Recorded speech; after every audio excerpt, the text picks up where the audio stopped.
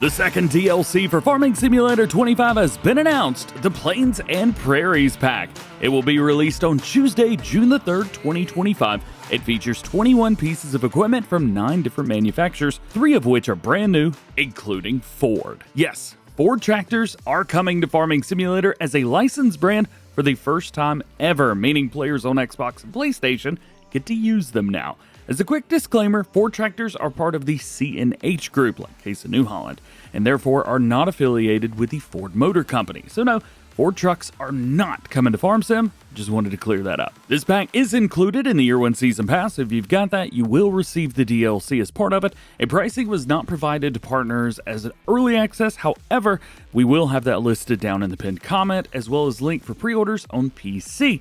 Pre-orders are also available through Steam, Epic Games, Xbox, and the PlayStation stores. That way you can purchase it wherever you want. And you don't have to get it if you don't want to. Nothing wrong with that. I can tell you though, you may want it because we're getting so much stuff with this pack. Here's the list, although we don't have screenshots of everything yet. But I will have another video later on showing off the store picks of everything, so get subscribed, that way you don't miss it. Our 3 new brands to the game are Ford, GEA, and Trout River, including the Ford 1156 and 976 versatile tractors, the GEA 6D, 8D, and STR slurry tankers, and the Trout River live bottom rear lift semi-trailer. Whew, long name. Returning brands include Brandt, Fendt, International, Salford, Versatile, and Vaderstad, with a brand new Brandt auger wagon, the Fenton Rotigator 900 sprayer and spreader, oh yeah, International LT semi-truck, Salford disc and spreader, Vaderstad Seed Hawk, the tanker, and K24 planter, and 7 pieces of equipment from Versatile, including that big old 1080 Big Roy 8-wheeler. I don't know if you remember this or not, but a few years ago, there was actually a farmer in Canada that posted a video on TikTok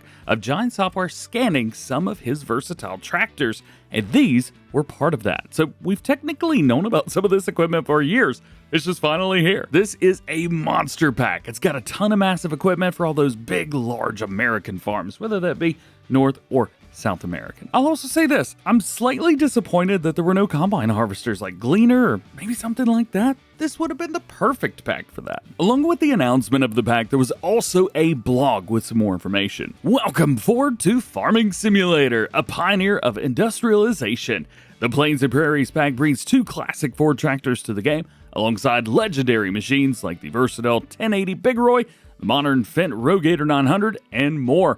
Release on June 3rd, included in the Year 1 Season Pass. 3 brands and 21 machines, with over 21 vehicles and implements. It's 21, spanning from cult classics like the Ford 976 and the 1156 Versatile to modern innovations. You'll farm the open plains and vast prairies in style. The Plains and Prairies pack features 3 new brands, Ford, GEA, and Trout River, as well as returning manufacturers like Brandt, Fendt, International, Salford, Vaderstad, and Versatile. Moving covers and lifting axles. As the fleet grows, so does the attention to detail. Pneumatic sprayers from Fendt and Salford let you spread solid fertilizer, realistic trailer covers roll over your stored crops, and working lift axles satisfy your hydraulic-loving heart. I know you got one of those as you maneuver the game's largest manure tanker, the GEA STR447. Also one of the longest names. Together, these details add to the authenticity of virtual farming. Now let's look at some of the screenshots that we got. The first one on our list is the Ford 1156. Now, I will let you guys know I don't know a whole lot about Ford or Ford tractors in general, but I will tell you the Ford tractors were purchased by the Fiat Group and subsequently renamed New Holland. So I guess technically for a while now, we could have had Ford tractors in the game, we just didn't. I believe on the back of this, that is also going to be our Salford Independent Series 1260 cultivator or disc. It's going to be tillage of some sort. Super excited about this, and I'm most excited, I think, about Xbox and PlayStation players finally being able to get to use Ford tractors in their game. This also should be opening up Ford tractors to be able to be submitted as mods, so this does open up a big wide range of things that could happen. I know Ford tractors have been extremely popular on PC in previous Farm Sim games, including the current one, so this could be a really big and exciting move for all players. Next, we can take a look at the versatile 1080 Big Roy. Man, there is nothing like this, is there? This behemoth was actually an experimental tractor from 1977. And it's got 600 horsepower. Oh, it's a monster. Weighs 26 tons. It's 8-wheel drive, an 8x8. Got a 19-liter Cummins diesel engine in it. And at least in Farming Simulator, this is just going to be so much fun to drive around. As you would expect, it doesn't look like we've got any 3-point hitches around anywhere, but it does look like we've got a really nice hitch on the back, so we'll be able to pull most of those big pieces of equipment. And with these screenshots only being 1440 from Giant Software provided to content creators and press, I think this is going to look a lot better in 4K, so I'm excited to get my hands on this. Our next set of screenshots is a trio. Of course, up close and personal, we have the Fendt Rogator 900 series. There was actually a version of this was the Challenger as well, although they were completely different. I think the Challenger was also a little bit older.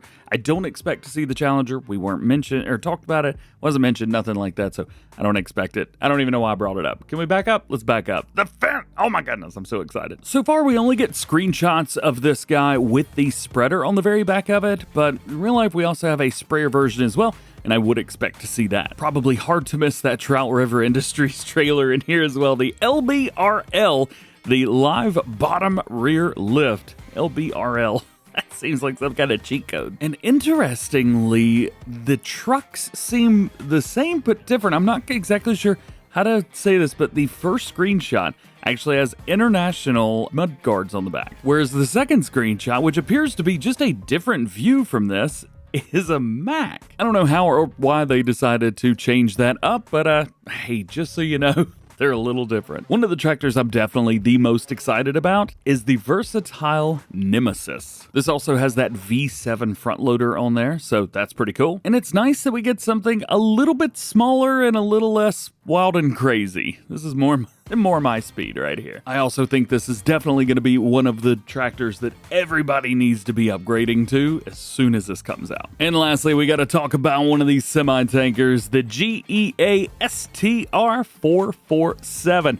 This is an absolute monster. We've got 39,800 liter capacity. That's going to be 10,500 US gallons if you're curious, but of course we don't have gallons in the game. It's being pulled by a Mack truck, so no big thing there. And it is a slurry tanker. This is not going to be a distributor, at least from what I could tell. However, we also have a couple other of their GEA tankers coming to the game too. Whether those are sprayers or not, we'll have to wait and see. Either way, very cool, and I'm very excited about this pack. So with Plains and Prairies, we've now received the first 2 DLCs coming out this year with 2 more to go. I think that most people assume the next pack will have Mercedes in it in some sort of way, as the stars align is a phrase that Mercedes have used for years now. And I think we're all expecting some sort of British or Scottish map for the Year 1 expansion, with the likelihood of Highland cattle coming, because, well, that's what this screenshot has in it. And weirdly enough, we were literally told the name of this DLC in the Year 1 teaser with performance on Plains and Prairies, with the last part of that being highlighted, so they just outright said what it is.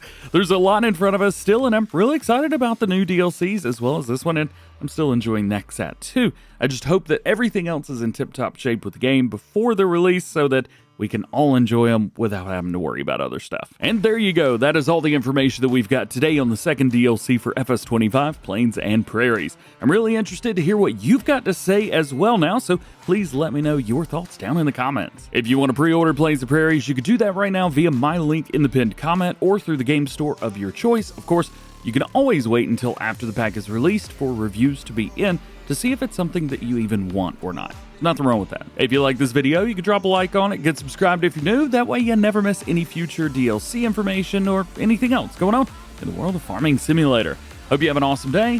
Thank you for watching. We'll catch you in the next one.